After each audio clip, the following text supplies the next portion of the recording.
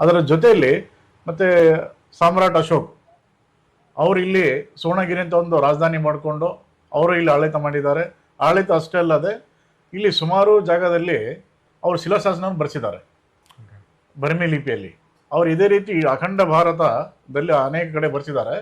ಆದರೆ ನಮ್ಮ ಪುಣ್ಯ ಈ ನಮ್ಮ ನಾಡಲ್ಲಿ ಅನೇಕ ಕಡೆ ಬರೆಸಿದ್ದಾರೆ. ಮತ್ತು ನನ್ನ ಊರು ಸಿಂಧನೂರು ಪಕ್ಕದಲ್ಲಿ ಮಸ್ಕಿ ಅಂತಿದೆ.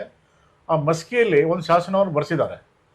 ಅದರಲ್ಲಿ ಅವರು ಯಾವುದೇ ಶಾಸನ ಪ್ರಾರಂಭ ದೇವನಾಮ ಪ್ರಿಯ ಅಂತ ಪ್ರಾರಂಭ ಆಗುತ್ತೆ. ಬಟ್ ಇಲ್ಲಿ ಮಸ್ಕಿಯಲ್ಲಿ ಇರುವಂಥ ಶಾಸನದಲ್ಲಿ ಅವರು ದೇವನಾಮ ಪ್ರಿಯ ಅಶೋಕಲಿಂದ ಪ್ರಾರಂಭ ಆಗುತ್ತೆ. ಅದು ಅವಾಗೇ ಗೊತ್ತಾಗಿರೋದು ಎಲ್ಲೆಲ್ಲಿ ಇದು ಇದೆ ಅದು ಅಶೋಕ ಅಂತ ಗೊತ್ತಾಗಿರೋದು. ಅದಕ್ಕಿಂತ ಮುಂಚೆ ಅದು ಬಹಳ ಗೊಂದಲ ಇತ್ತು. ಬುದ್ಧ ಅವರು ಬರೆದಿರೋದಾಗಿತ್ತು, ಇನ್ನೊಬ್ಬರು ಹಿಂಗೆಲ್ಲ ಗೊಂದಲ ಇತ್ತು. ಆ ಗೊಂದಲಕ್ಕೆ ತೆರೆ ಬಿದ್ದಿದ್ದು ಈ ಮೆಸ್ಕಿ ಶಿಲಾಶಾಸನದಿಂದ ದೇವನಾಮ ಪ್ರಿಯ ಅಶೋಕ್ ಅಂತ ಗೊತ್ತಾದ್ಮೇಲಿಂದ ಅದು ಆ ಗೊಂದಲಕ್ಕೆ ತೆರೆ ಬಿದ್ದಿದ್ದು.